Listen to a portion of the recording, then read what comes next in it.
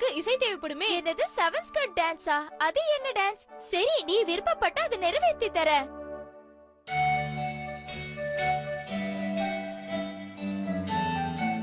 என் அன்பு, இந்த ஸ்கர்ட்டை கொஞ்சம் எடுக்கறியா ப்ளீஸ்? சரி, நான் எடுக்கிறேன். முதல்ல நீங்க உங்க தோலை கழட்டுங்க. ஓ, அதை மட்டும் கழட்டினா எப்படி? அடுத்ததையும் கழட்டு. சரி, நீங்களும் உங்க அடுத்த தோலை கழட்டுங்க. ஓ, சரி, அடுத்த ஸ்கர்ட்டை கழட்டு. அவங்க ரெண்டு பேரும் என்ன பண்றாங்கன்னு ஒண்ணுமே புரியலையே.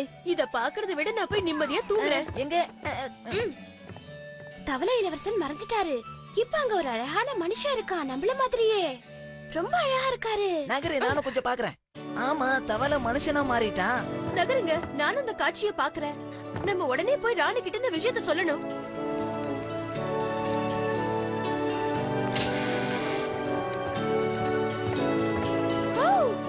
கடைசியில எனக்கு நல்லது நடந்துடுச்சு. என் பையனும் மத்தவங்கள மாதிரி மாறிட்டான். இனிமே இந்த தோல் தேவையில்லை. எரிச்சிடலாம். இல்ல இல்ல, நீங்க எனக்கு சொந்தமானதை எரிச்சிட்டீங்களே. இளவரசே, நில்லுங்க, நானும் வரேன்.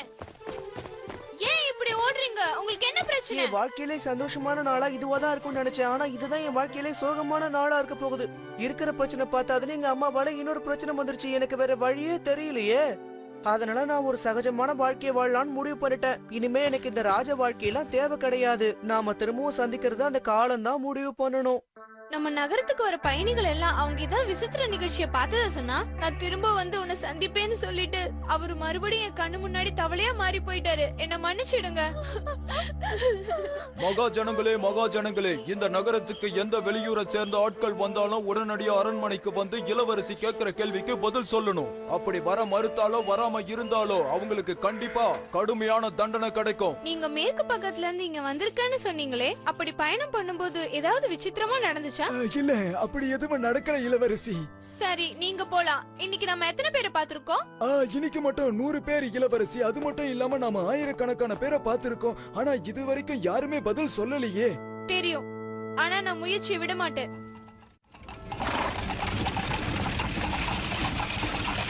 வண்டிக்காரரே, வண்டி நிறுத்துங்க. உங்களுக்கு ஒண்ணும் இல்லையே, பார்க்க சோர்வா தெரியுறீங்க. இல்ல, எனக்கு ரொம்ப தாகமா இருக்கு. குடிக்க ஏதாவது வாங்கி தர முடியுமா? உங்க கருணைக்கு ரொம்ப நன்றி இளவரசி. நான் ரொம்ப தூரத்துல இருந்து பயணம் பண்ணிக்கிட்டு இந்த நகரத்துக்கு வந்துகிட்டு இருந்தேன். அப்ப நான் ஒரு வினோதமான காட்சியை பார்த்து பயந்து ஓட ஆரம்பிச்சேன்.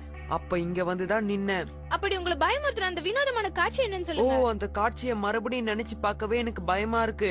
உங்ககிட்ட சாப்பிட ஏதாவது இருந்தா கொடுக்க முடியுமா? ரொம்ப பசிக்குது. இந்தாங்க, சாப்பிடுங்க. இப்போ அந்த காட்சியை பத்தி நான் சொல்றேன். அன்னைக்கு நான் நடந்து வந்துகிட்டு இருந்த நகரத்துக்குள்ள. அப்போ திடீர்னு பயங்கரமான மழை பெஞ்சுது. அதனால அன்னைக்கு ராத்திரி ஒரு மலை அடிவாரத்துல தங்கிட்டு காலையில போகலாம்னு எந்திரிச்சு பாக்குறேன்.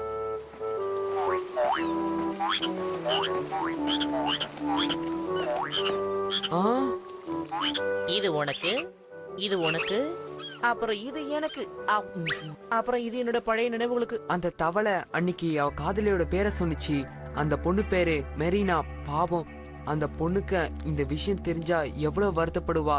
ஒரு தவளை போய் நம்மள காதலிக்குதேன்னு. அந்த தவளை என்ன பத்தி தான் பேசிட்டு இருந்துச்சு. நான் தான் அது. என்ன நீங்க அங்க கூட்டிட்டு போக முடியுமா ப்ளீஸ்? நீங்க நிஜமாவே அந்த தவளையை பார்க்க விரும்புறீங்களா? ஆமா ஆமா, நம்ம சீக்கிரமா கிளம்பணும். சீக்கிரம் வாங்க.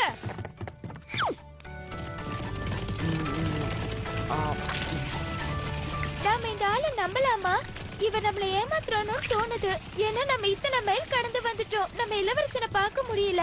அவர் உண்மையதான் சொல்றாருன்னு எனக்கு நம்பிக்கை இருக்கு. அந்த இடம் வந்துருச்சுன்னு நினைக்கிறேன். வண்டிக்காரரே, கொஞ்சம் வண்டியை நிறுத்த முடியுமா? அதோ அந்த இடத்துல தான் நான் அந்த தவளையை பார்த்தேன். அதோ அந்த மலை அடிவாரத்துல தான். அங்க போகணும்னா நடந்துதான் போகணும். என்னது, நடக்கணுமா? இந்த இருட்டுலயா? நம்ம காலையில போறதுதான் நல்லது. இல்ல மகாராணி, நான் இப்பவே அங்க போய் ஆகணும். அந்த மலைக்கு பின்னாடி ஒளிஞ்சிருந்து விடிஞ்சதும் அவரை நான் பார்த்தாகணும்.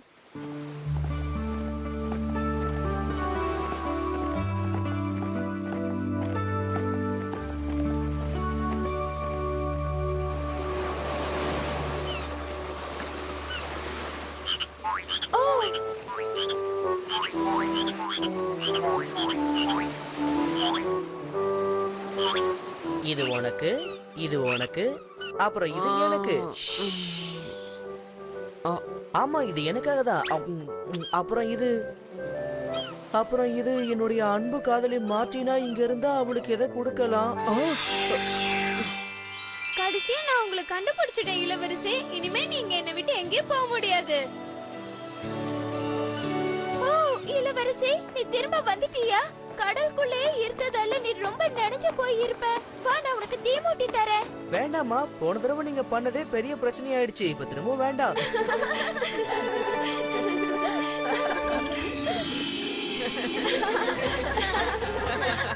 எப்படியோ இளவரசி தன்னோட கணவரை கண்டுபிடிச்சு அவர் கூட சந்தோஷமா வாழ்ந்தாங்க. நான் யார்கிட்டயும் மன்னிப்பு கேட்கறதா இல்ல. நான் மானமுள்ள மனுஷன். சரி சார், நீ மட்டும் எனக்கு மேக்ஸ் ஹோம்வொர்க் சொல்லி கொடுத்தனா நீ தான் இளவரசன். அப்புறம் நீ தவளை ஒண்ணுக்கும் லாய்க்கு இல்லாதவன் சொன்னதை நான் வாபஸ் வாங்கிக்கிறேன். அப்படி வா நம்ம வழிக்கு.